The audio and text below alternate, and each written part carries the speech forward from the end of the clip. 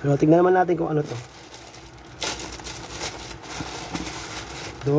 Doble pa rin yung kanyang balot. Grabe, ganda.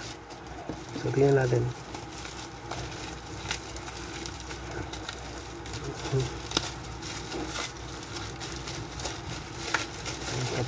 Wow, ang tagal kong hinintay. Nakuha ko na pang welding machine. Grounding natin, okay? Okay ito. Maganda to.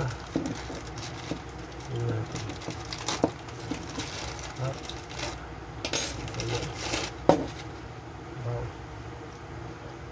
So, yun. Natin kung dumidikit. So, lakas ang dikit. Grabe. O ito. Bakal din pala to. Hindi tanso. So, yan. Okay siya. Ito yung lock nyo. Para mag-lock siya. So, yan. Para dito yan, siyempre.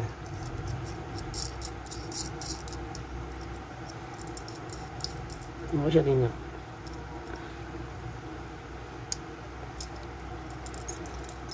So, yan.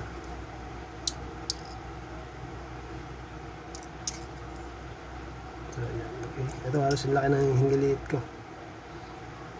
So, yan. So, ito. Dalawang. So, yan. Dalawang ano.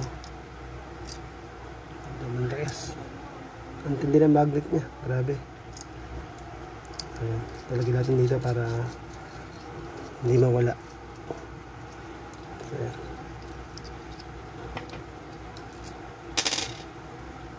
Ganyan yan.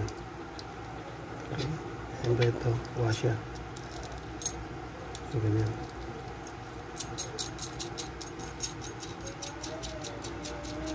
Ayos.